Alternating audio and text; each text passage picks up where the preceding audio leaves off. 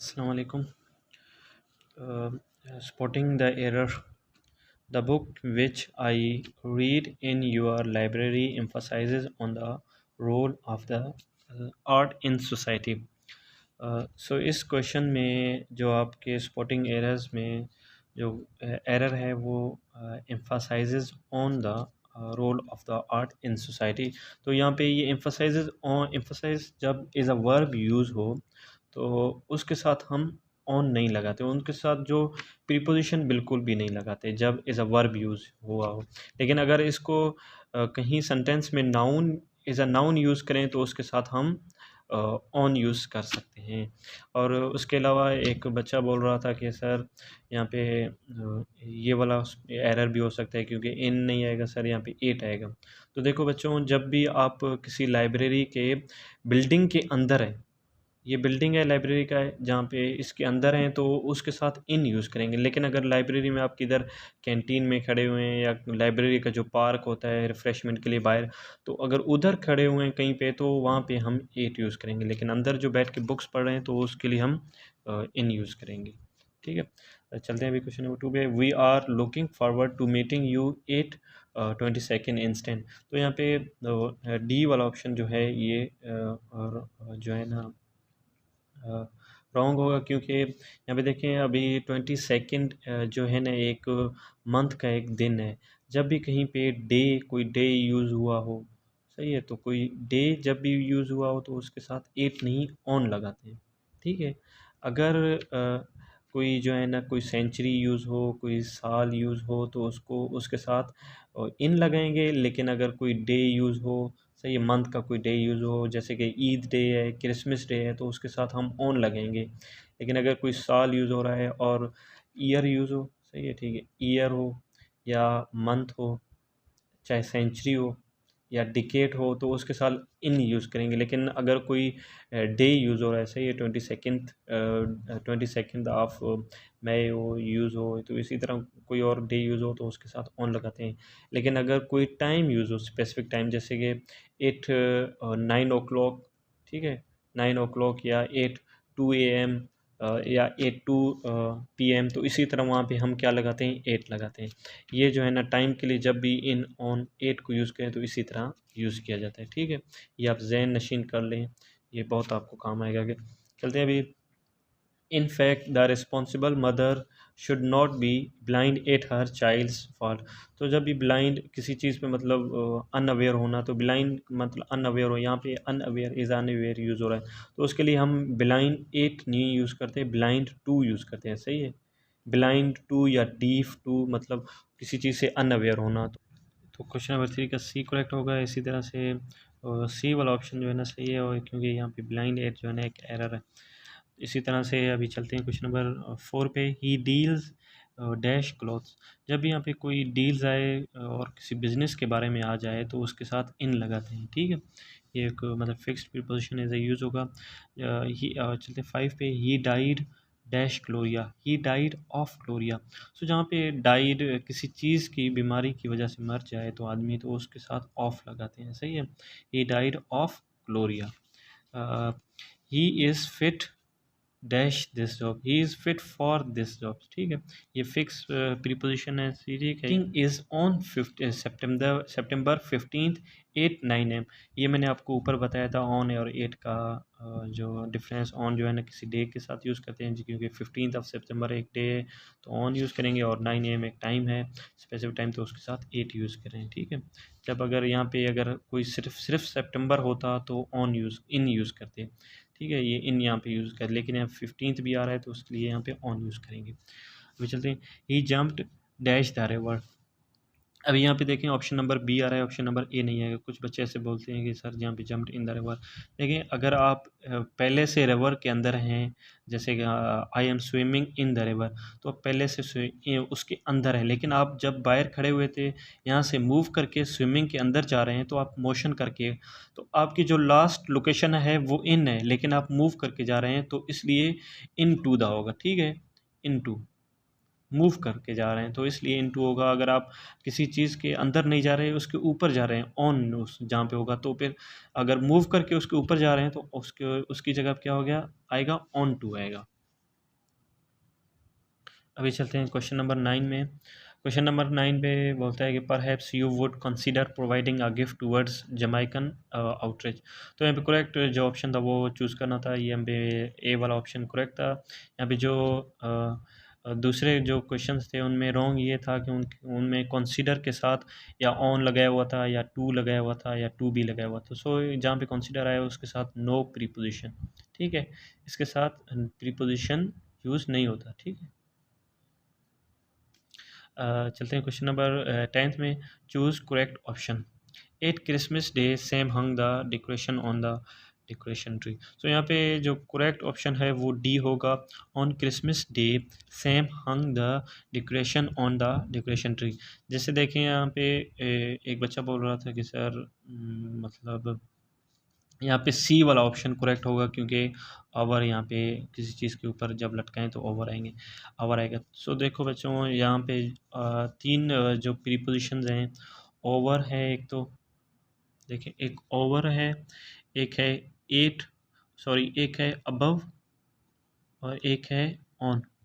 जब भी कहीं पे ऑन का प्रीपोजिशन यूज़ हो तो मतलब कि एक चीज़, एक सपोज का एक बॉक्स है तो ये बॉल इसके ऊपर रखा हुआ है और ये बॉक्स को टच कर रहा है तो इसको हम क्या बोलेंगे, ऑन बोलेंगे। लेकिन अगर एक बॉक्स है और उसके ऊपर बॉल है, वो उस बॉक्स से ऊपर है, उसको टच नहीं कर रहा और मोशन में भी नहीं है, तो फिर इसको क्या बोलेंगे, अबव बोलेंगे, ठीक है। ये क्या होगा, अबव द बॉक्स हो जाएगा। लेकिन अगर कोई चीज़ मूव करके एक बॉक्स सपोज ये बॉल है, ये मूव करके यहाँ से जा रहा है बॉक्स के ऊपर से, सो यहाँ पे हम क्या यूज़ करेंगे, ओवर द बॉक्स।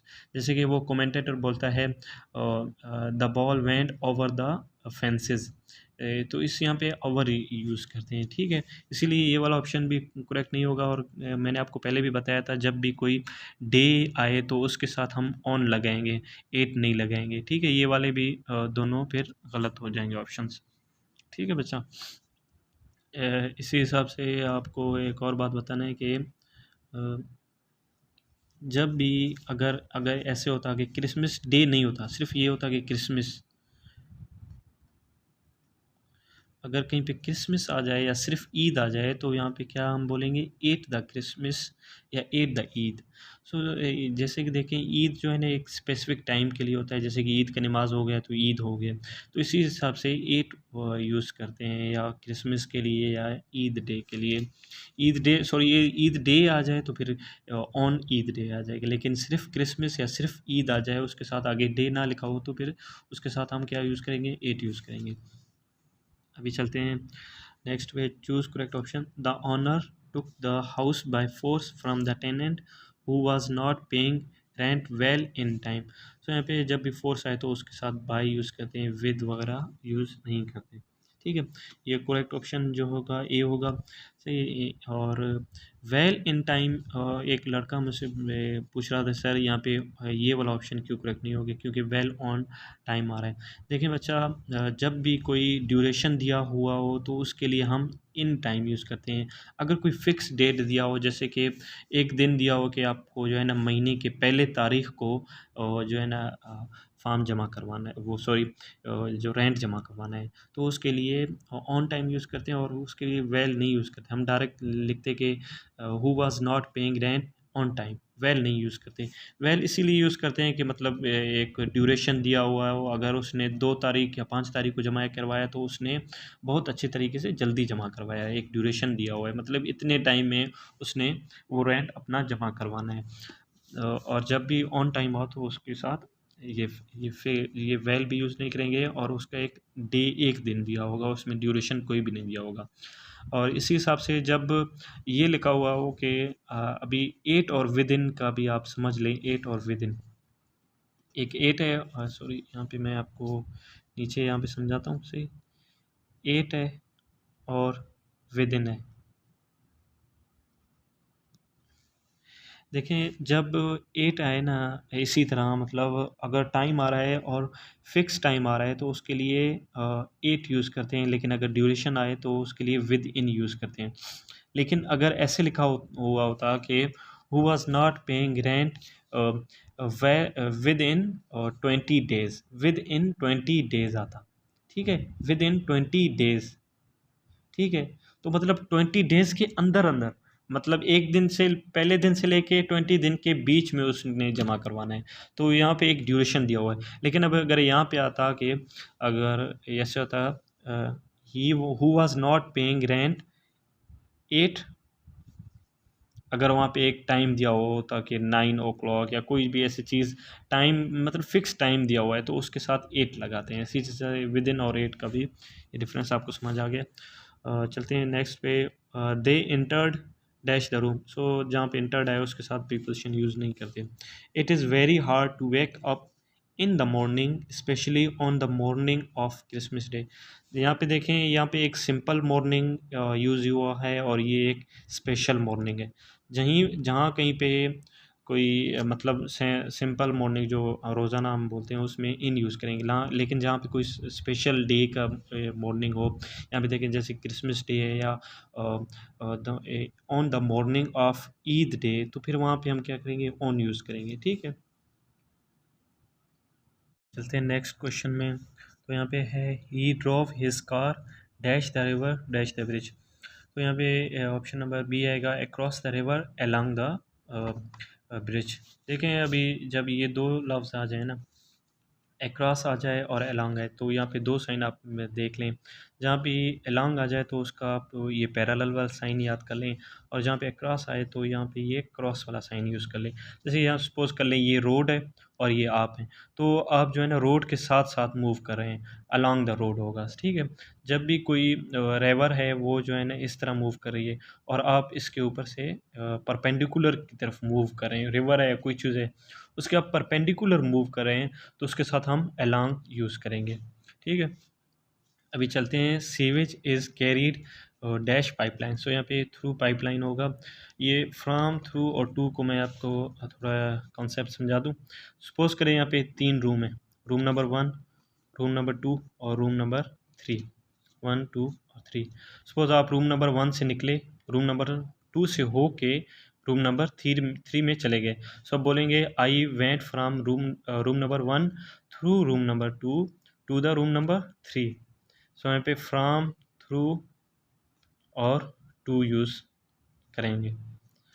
इसीलिए टू जो थ्रू जो है ना इसलिए यूज़ करेंगे, मतलब कोई चीज़ से गुज़र के, आप बीच से गुज़र के चले जा रहे हैं। तो यहाँ पे भी अभी देखें, सीवेज जो है ना घर से निकलते हैं, सीवेज जो है ना घर से निकल के पाइपलाइन से हो के गंदे नालों में जाते हैं। तो इसीलिए यहाँ पे तो इस चीज़ के लिए थ्रू यूज़ करेंगे। ठीक है, चलते हैं आगे। He presided over the meeting, so presided जहाँ पे भी आए ना तो उसके साथ ओवर यूज़ करते हैं हम। ठीक है, अभी चलते हैं क्वेश्चन नंबर 18 में। He should you should abide by the rules of the hostel, so abide जहाँ पे आए तो उसके साथ हम बाय यूज़ करेंगे। ये फिक्स्ड प्रीपोजिशंस हैं। ये क्वेश्चन नंबर 15 देख लें। Chair is made of would, paper is also made from would होगा। देख लें चेयर है, चेयर में जो वुड का बना हुआ है वो वुड हमें नज़र आ रहा है, वो अपने जो असल शक्ल है उसमें है। तो उसके लिए हम जो कोई मटेरियल किसी चीज़ का बना हुआ है और वो चीज़ मटेरियल नज़र आ रहा है तो उसके साथ हम ऑफ यूज़ करेंगे। लेकिन पेपर में देखें, ये जो है ना वुड का बना हुआ है, लेकिन इसमें वो मटेरियल जो है ना नज़र नहीं आ रहा, मतलब उसने अपना फॉर्म चेंज कर लिया। यहाँ पे पेपर में देखें, अगर ये जो है ना आपको नज़र नहीं आ रहा कि इसमें कहीं पे वुड है, लेकिन ये जो क्लिपबोर्ड है इसमें देखिए ये वुड इसका नज़र आ रहा है, तो इसके लिए हम ऑफ़ यूज़ करेंगे। लेकिन पेपर में जो मटेरियल है वो नज़र नहीं आ रहा है, इसलिए इसके साथ हम क्या मेड फ्रॉम वुड लिखेंगे।